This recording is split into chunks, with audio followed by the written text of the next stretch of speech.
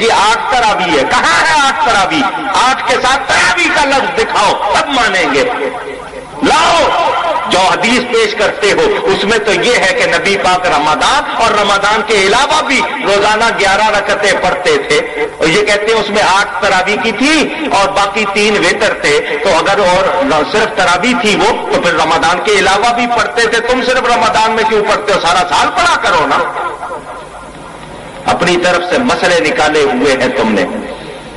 سنو, جان لو, ہم اہل سنت و جماعت ہے. میں پہلے بتا چکا ہوں ہمارے تمام عقیدوں کی بنیاد قرآن اور حدیث ہے. ہم کسی امام کے قول سے عقیدے کو نہیں پیش کرتے. ہماری بنیاد قرآن اور حدیث ہے. ہمارا ہر عقیدہ اہل ادلہ شرعیہ سے ثابت ہوگا. تم لوگوں کی طرح نہیں ادھر کی ادھر اور ادھر کی ادھر. ہم نزول الابرار کے تحت عقیدے نہیں بناتے, ہم قرآن کریم کے مطابق عقیدے بناتے. ہمارے عقیدوں کا ثبوت چاہیے قرآن حدیث میں موجود. مگر وہ تم ہو جنہوں نے اسلاف کے طریقے کو چھوڑا.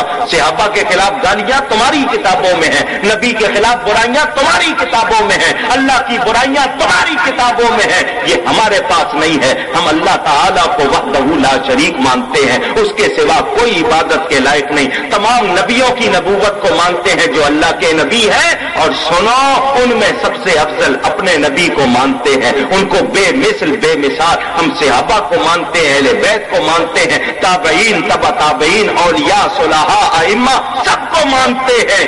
لیکن تمہاری طرح نہیں ہے کہ صرف انگریز کو مانے باقی کسی کو نہ مانے. یہ ہمارا طریقہ نہیں ہے.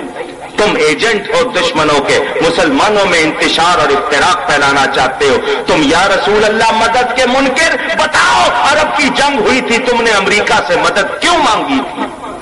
کیا تمہیں بخاری میں نبی کی وصیت نظر نہیں آتی کہ یہود و نصارہ کو, مشرکین کو جزیرہ عرب سے نکالو؟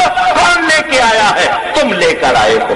تمہارے مفتیوں نے فتوے دیے ہیں, مزارات کو تم نے گرایا ہے, نبی کی آثار کی توہین تم نے کی ہے. تم وہ لوگ ہو جو آج بھی نبی پاک صلی اللہ علیہ وسلم کی سنت اور حدیثوں کے دشمن ہو. بخاری کو کس نے بدلنے کی کوشش کی؟ حدیثیں کس نے نکالنے کی کوشش کی؟ وہ تم ہو. تمہارے نکالنے سے حدیثیں ختم نہیں ہوں گی, تمہاری ان کوششوں سے سنی ختم نہیں ہوں گے. سن لو, جتنا سنیوں کو مٹانا چاہو گے اتنا ہی سنی اور اونچے ہوں گے. اللہ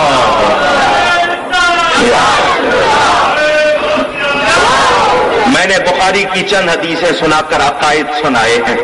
ابھی میری تقریر مکمل نہیں ہوئی. اگر اتنی بات پر بھی اصلاح نہیں ہوئی, آؤ حوالوں کے ساتھ بات کرو.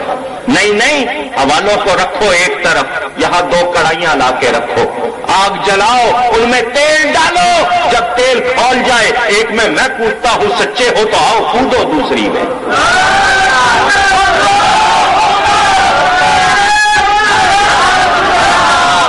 جو بچ گیا وہ سچا, جو مر گیا وہ جھوٹا. آؤ, مجھے اپنی صداقت پر یقین ہے. میرا عقیدہ سچا, میرا نبی سچا, میرا امام اعظم سچا, میرا غوث اعظم سچا ہے.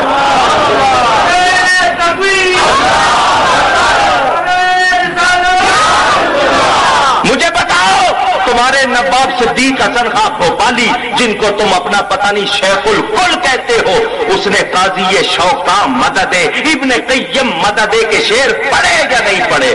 ہم یا رسول اللہ مدد مانگے تو تم شرک کہتے ہو, وہ ابن قیم سے مدد مانگے تو جائز. اس پہ فتویٰ لگاؤ کہ وہ مشرک تھا, پھر میں مانوں کہ تم واقعی سچے ہو. نواب وحید الزمان نے جو صحابہ کو گالیاں دی, حضرت معاویہ کے لیے اور دوسرے صحابہ کے لیے جو لفظ کہے, ذرا اٹھاؤ اس کی کتاب جا کر پڑھو, وحید اللغات پڑھو جا کر, تمہیں پتہ چلے کہ وہ کیا کیا کر رہے ہیں. ہم لوگ خاموش ہیں, ہم اس ملک میں امن چاہتے ہیں, لیکن نبی کی توہین پر خاموش رہنا بے غیرتی ہے, وہ ہم نہیں ہوں گے. لیکن اگر ہمیں چھیڑو گے ہم چھوڑیں گے نہیں. بہتر ہے اپنا طریقہ رکھو. ہم تمہیں دعوت حق دیتے ہیں, قرآن موجود, حدیث موجود, تسلی چاہتے ہو آؤ سوال کرو, میں جواب دینے کو تیار. لیکن انتشار کرو گے تو جو باتوں سے نہیں مانتا ہم اس کو لاتوں سے پھر منوانا جانتے ہیں. یہ نہ سمجھنا کہ ہم کمزور ہیں. آئیے, ان کے یہ سوال جمع ہوئے ہیں, اب میں ان کے جوابات پیش کر دیتا ہوں مختصراً.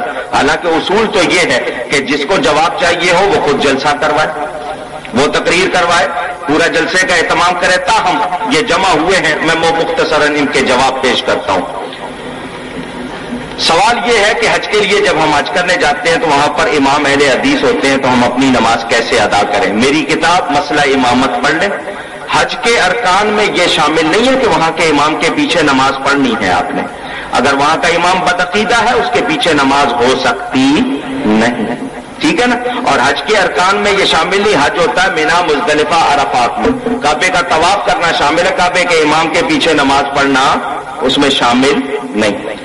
آج تقریباً 12 یا 15 سال پہلے اذان سے پہلے صلاۃ نہیں پڑھا جاتا تھا، تو حالات اور کاروبار سب ٹھیک تھا۔ جب سے یہ شروع ہوا حالات اور کاروبار سب خراب ہو گیا۔ میرے دل میں شک و شبہ ہے، قرآن حدیث کی روشنی میں جواب دیں۔ جبار بٹن والا موجود ہے، یہ جبار صاحب، عبد الجبار صاحب، یہ مجھے ثابت کر دیں کہ بھائی صاحب جنہوں نے رقعہ لکھا ہے کہ 15-20 سال 12-15 سال سے پہلے صلاۃ نہیں پڑھی جاتی تھی۔ میری اپنی جتنی عمر ہے میں بچپن سے سنتا آ رہا ہوں، اور میری عمر یقیناً 15 سال سے تو زیادہ ہی ہے نا، پوچھ رہا ہوں آپ سے، زیادہ ہے نا؟ میں تو بچپن سے سنتا آ رہا ہوں۔ نہیں میں آپ کو 1000 سال سے میں ثبوت دے دیتا ہوں کتابوں میں نے پوری کتاب لکھی ہے اذان اور درود شریف، میں 1400 سال کا ثبوت پیش کر دیتا ہوں۔ میری کتاب اذان اور درود شریف پوری اس مسئلے پر موجود ہے۔ نبی پاک کا حکم ہے ہر نیک کلام